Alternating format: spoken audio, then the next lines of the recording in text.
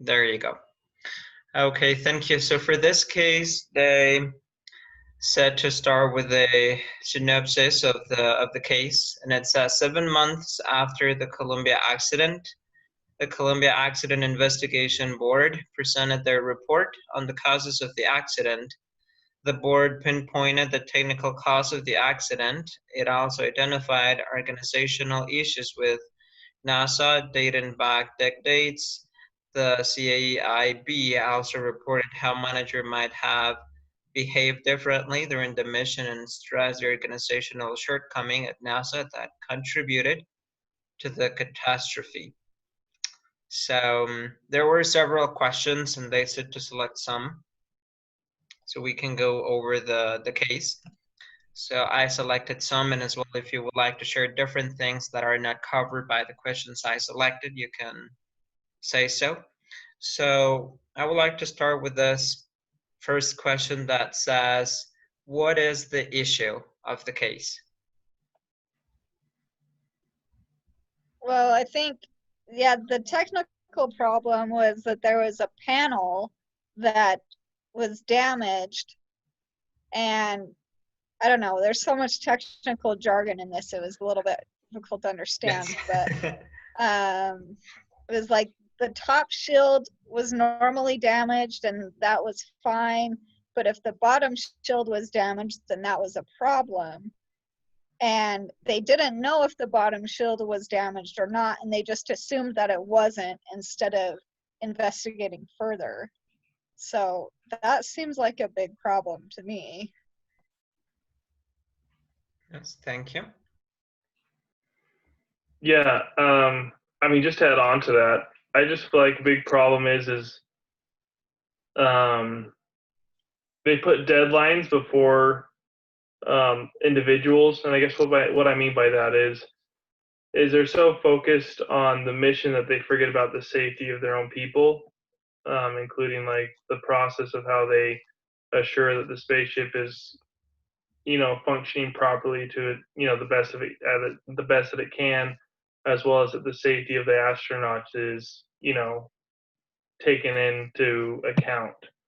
And I just felt like they kind of, with their budget cuts, got rid of the safety organization and focused more on the, just getting, the minimum viable product of the spaceship up into space and stuff like that, if that makes sense. Yeah, that makes sense. I agree with that. Well, and like you were saying, the one manager, I forget her name, but who was like, well, if we do this, then it's going to take more time, which is going to affect the turnaround time for the next mission. It's like she's just focused on just on the missions and on the, and yeah, not paying attention to the safety and what's currently going on. So Yeah. Yes, that's true. I agree with both of you. There were technical problems and as well in the way they were managing the project and the mission.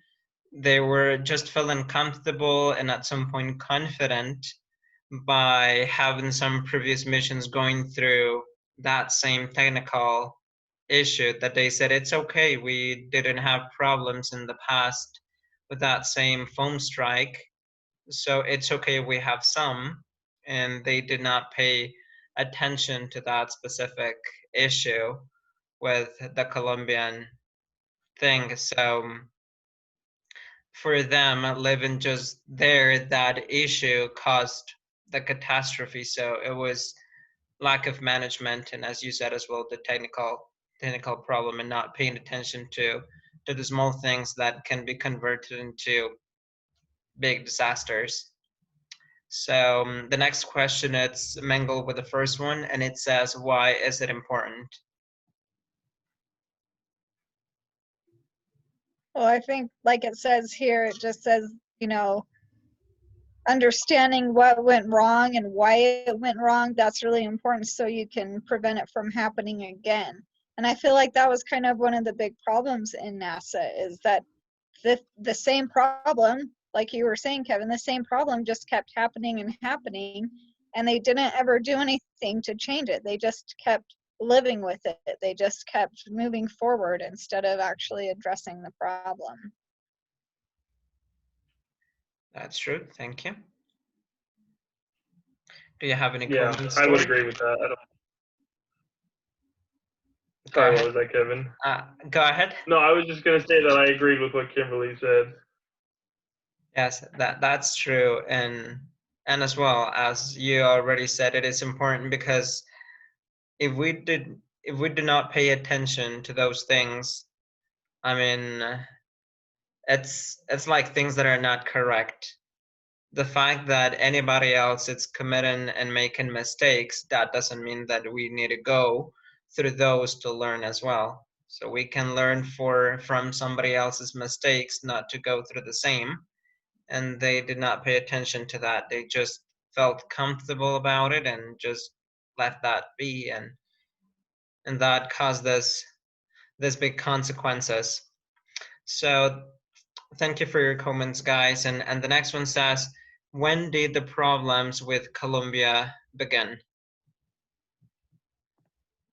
I mean, it was basically, I mean, before launch even, but I mean, the issue happened like on day one. And that's the thing that's kind of unbelievable to me in this whole thing, is that it happened day one and it's day 16, and in that entire time nothing was done. Like, I don't know, it's just so sad. That's true. And do you think that something could be done to fix the issue? Because several times on the reading they said that yes, they know the issue, but there is nothing that they could do about the issue because it was a foam strike. So there was something that I would say I do not know and too much about astronauts. So if they could go out and fix the panel, or if they had as well the tools they needed to fix it. So do you think, guys, that something like that could be done? Well, I don't know, but I think the biggest problem is that they didn't try. You know, like with the Apollo 13 mission, something went wrong. They didn't know how to fix it, but they had a task force working around the clock figuring it out, and they came home safely. So, you know, I mean, who's to say whether this could have been prevented, but an attempt should have been made, and just instead of just saying, well, there's nothing we can do about it. Well, how do you know there's nothing you can do about it? Yeah, That's true. and I guess agreeing with Kimberly, I totally think that's. I was thinking the exact same story with the Apollo 13 story about their problems and how they were able to solve them. But I think a lot of these problems, or at least the major problem of the spaceship exploding, really could have been prevented years before, when they started planning and preparing for the mission. Um, and I think that's really where the big root cause of the problem arose, was they were they took things lightly since day one. And I think Kimberly might have mentioned that, and you as well, Kevin. But I feel like they didn't really take into play the seriousness of the danger that these men and women were taking upon themselves to explore the outer world that we're trying to discover. Yeah. Yeah, it's like, yeah, they knew there was an issue with the shields. Why wasn't that issue worked on until it was fixed? It went on for Yeah, years and years. And the same thing, like they talked about the O-ring when the Challenger blew up, and the engineer said, don't launch. At low temperatures, the O-rings leak. It's going to be a problem. And it was a problem. And so they should have listened to that guy.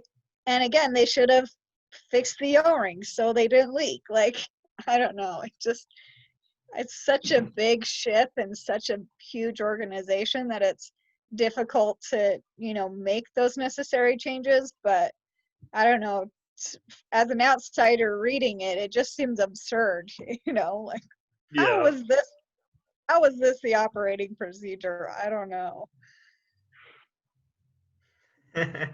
Yes, I agree with it because as well I realized, as you just said, Kimberly, saw so many signs on the pathway that were advising them not to move on or to try to find different solutions for that issue, because they knew that that was going to happen. They knew that. And they were just not wanting to address that specific issue, because that at some point that could prevent them not to perform on that mission, to stop and close the project or such, because there were issues and actually consequences that could happen by not solving that problem, but they just accepted it. And they just rather just ignore the issue instead of addressing it. And that lack of leadership and management and the corporation led them to have these failures.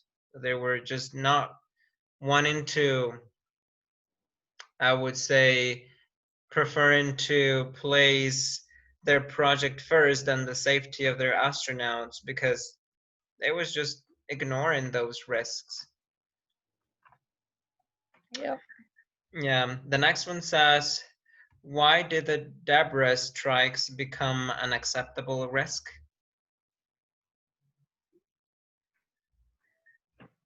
I don't know. I was asking myself the same question, and I don't know why they just decided, well, it's acceptable, it's expected, and it's acceptable. So I don't know. Stuart, do you have any thoughts on that?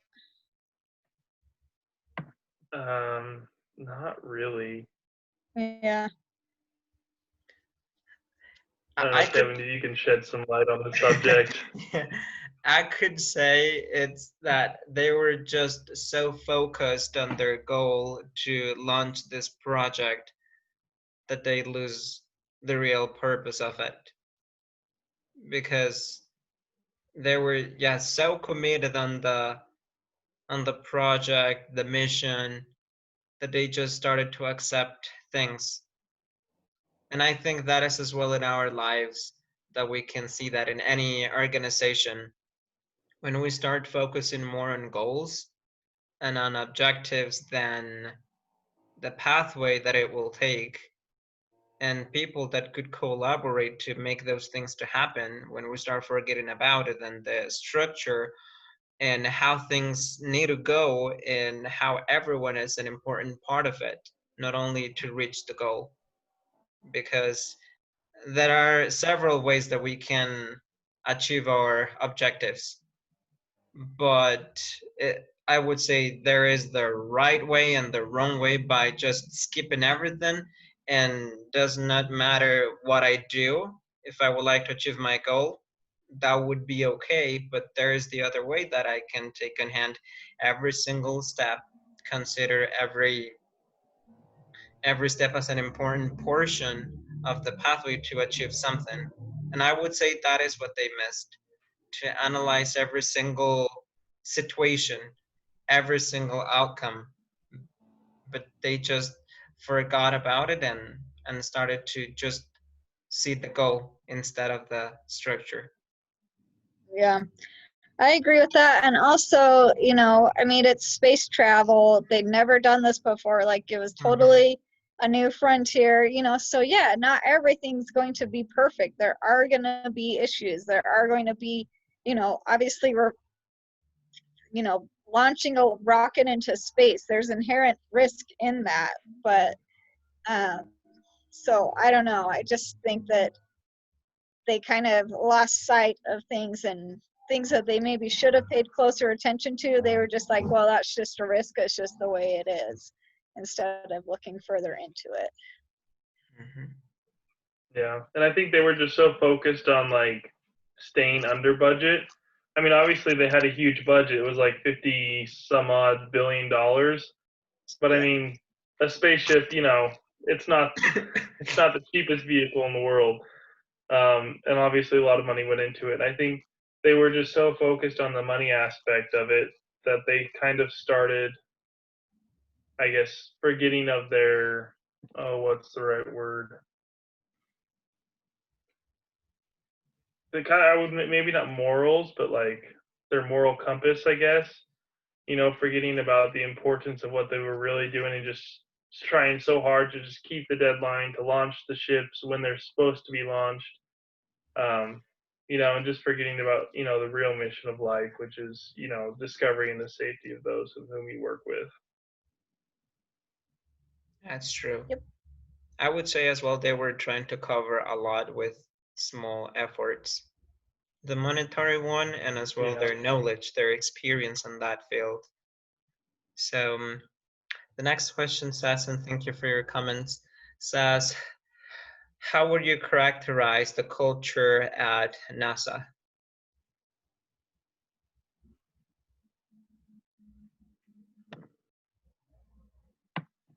Well, it said in the case study how it was just extremely bureaucratic and hard to navigate, is what one person said.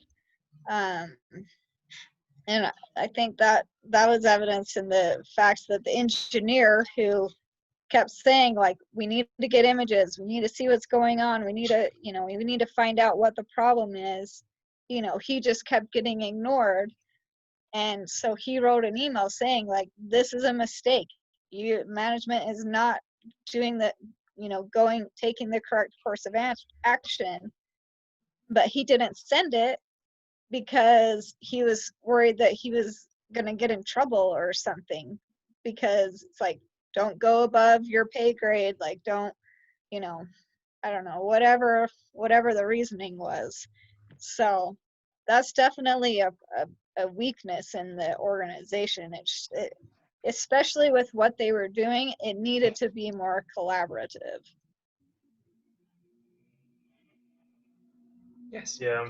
One thing that kind of stuck out to me was when that same engineer, I believe that you were talking about, when he saw a problem and he went up to the, I guess, executives and was like, "Hey, don't launch the ship about the O-rings because they're gonna, they're gonna break. They're not gonna function properly."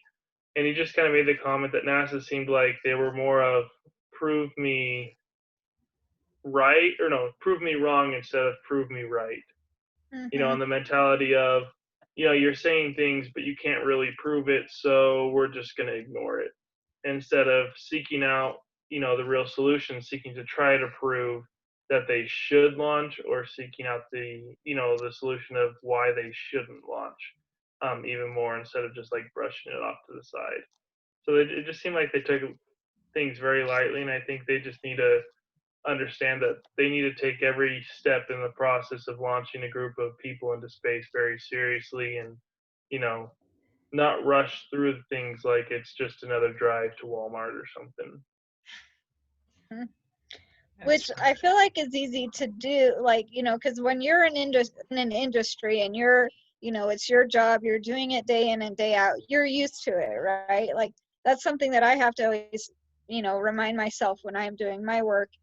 Because to me, yeah, I'm at the dental office all day, every day. I'm doing this stuff all day, every day. But not every person that comes in is there every day and familiar with how things work. And a lot of people are nervous and scared to be there. So, it's like I have to take a step back and look at it from an outsider again. And I think that's something that NASA really lost sight of just like, yeah, it was routine for them, right? Like you were saying, Stuart. Yeah. So yeah, that's definitely something that is important to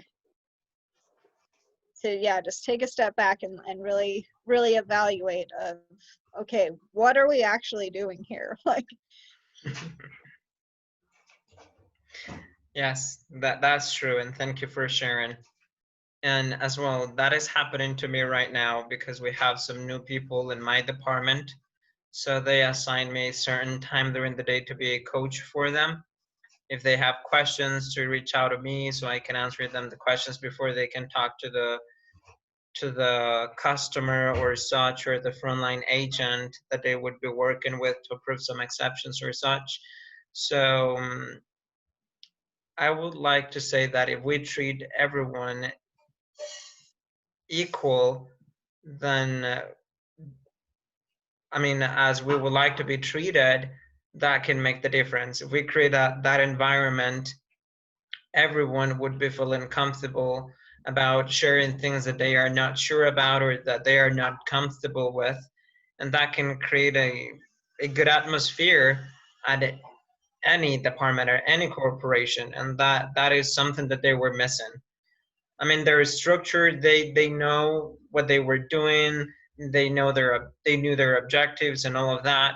But what they missed on the path was that communication and sharing everyone's thoughts and just addressing the good things, the bad things, the strengths and the weaknesses of the mission, so that way they could detect that since the beginning.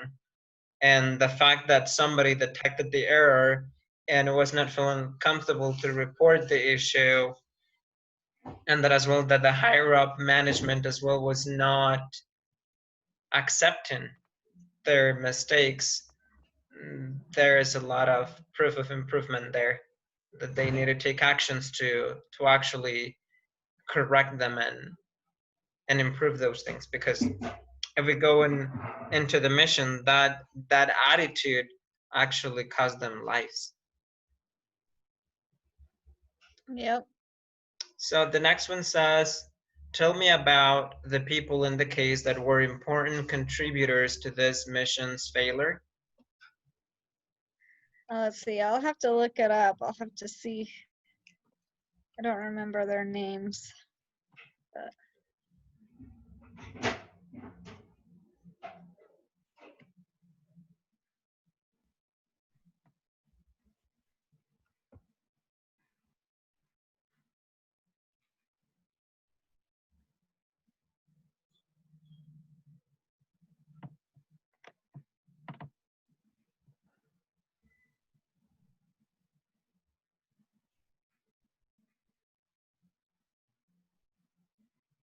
Let's see. There was the one manager. Was her name like Linda or something? I don't know. Was the last name McCormack? Is it? No. Well, I mean, he was one of them. The other one, the one I was thinking about was. Let me go to this. There's this spreadsheet with everybody.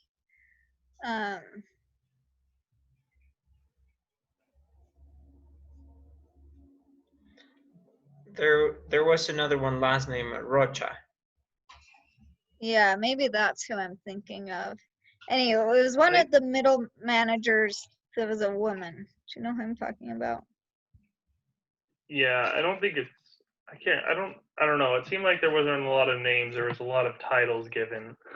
Yeah. Titles, yes. And I got lost in the titles. Yeah, and the acronyms and everything. Oh, let's see. Are you talking about Flight Director Gene?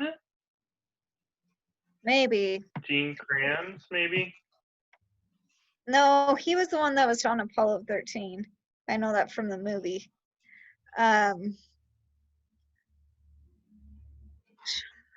Because there was Anyway, another personage with Hale. Val Ham, that's her name, Ham. Linda Ham or something like that. She was the one that only certain people knew how to formally request satellite imaging from the military.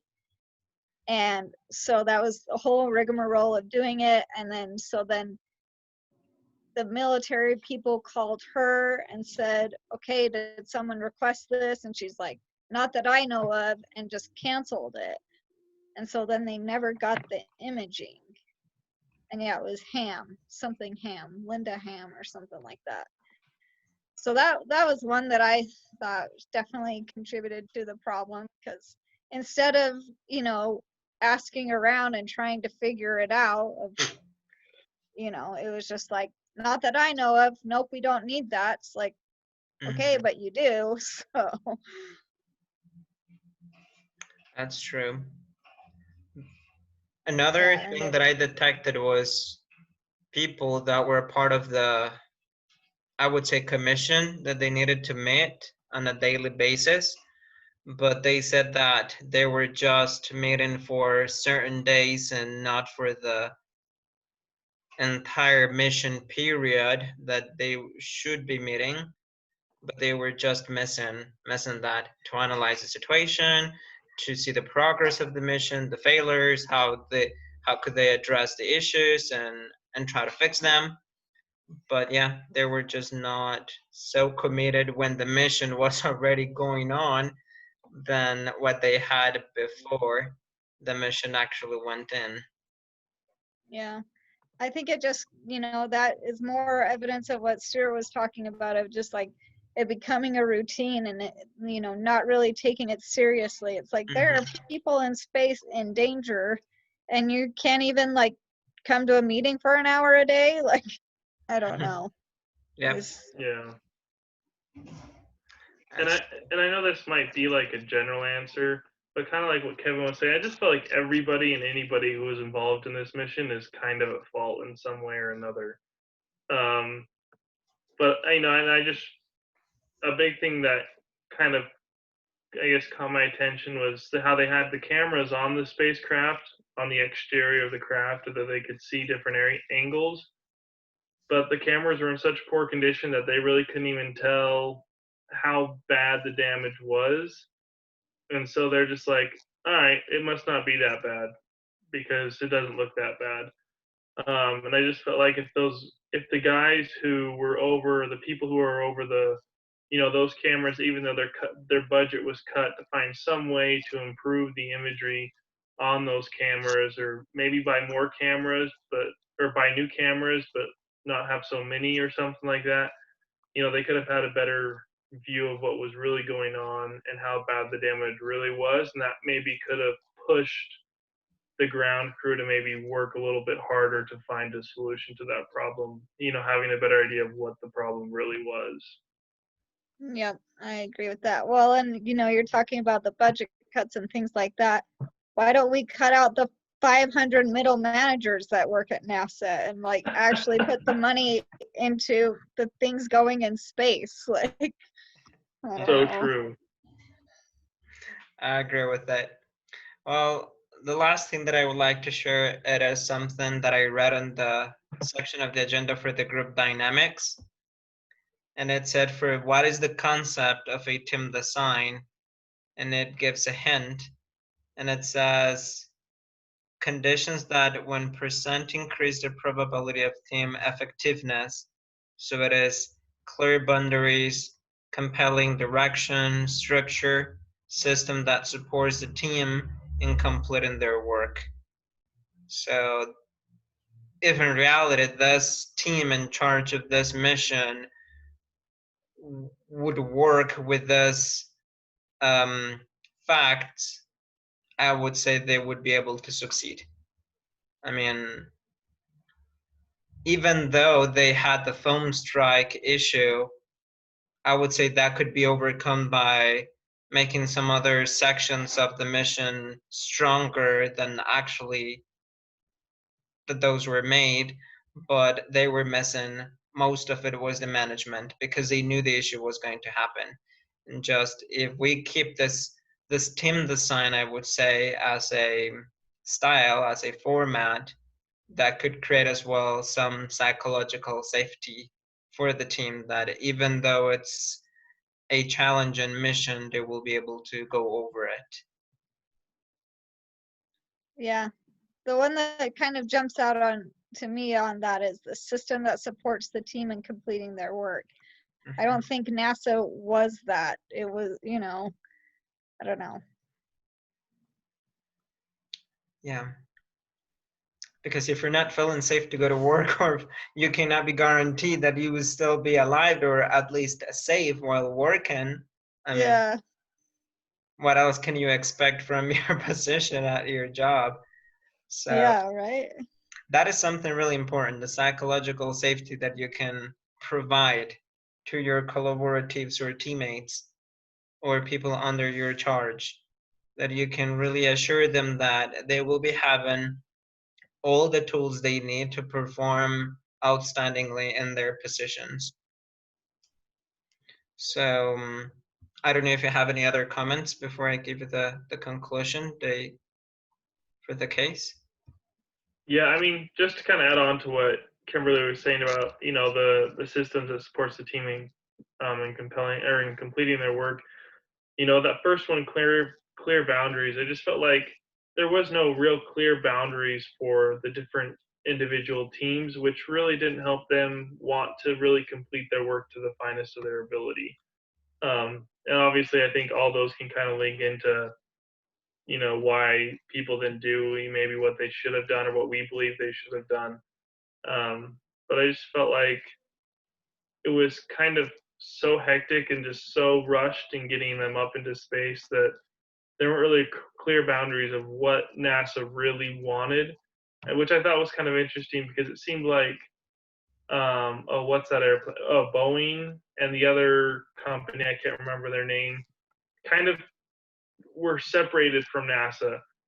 I remember saying that Boeing and this other company kind of created a third company to kind of work on the spaceship and allow NASA to just kind of work on research. So I felt like NASA really wasn't connected with what Boeing and I can't remember that other company, their name, what they were really doing. And so with that miscommunication and direction and unclarity, I just felt like, the completion of their work wasn't to the best of to the highest of quality because there was just bad communication between all three of the companies. Yeah, Yes. that's true. Thank you. And thank you, guys, for your comments in this case. It was really sad how it ended up. On the agenda, they gave us a video to watch on, and from the video, I mean, it gives the summary of everything that happened when the Columbia was about to return to the Earth. I mean, they were just feeling thrilled and all of that, but when the communication started to fail, their faces were just so worried about how it was going to be ending up, and they were worried. They were worried about people, and I could say they could started to feel and realize all their mistakes, all things that were missing to make this mission to be successful. And I was taking it for myself that in life we may have several situations like this at our jobs, at our family, at church, at our communities, that if we try to do our best, even though we cannot achieve what we proposed, but if we give our very best, we can feel comfortable with the outcome. But if we do not, and if we have some kind of feeling that we could do something better, that is something that we can analyze and improve for the future, so that way we can avoid these things. Maybe we are not going to the space, but we may have several similar situations every single day that we need to work on, that we need to improve, and that we need to start moving on, and as well fixing some situations that as well can be affecting our lives or our performances as well in our job positions. So I don't know if you have any other comments. No, I think that's it. No. Okay. So thank you. This was a very interesting case. I try to understand it as my best, but as it was long, it kind of hard. Yeah, it was a tough one, but Yeah. I liked it. Was sad, but it was definitely a good learning Yes. learning tool. Okay. So thank you, guys. I'll be sending you the link for the recording, and see you next. Oh, so just who's gonna be the leader for next week? I got it. I could do that. Okay. Okay, So sounds good. thank you, guys. I'll be sending that to you. Thanks. Have a good day. Awesome. Have a good Bye. week, guys. Too. See ya.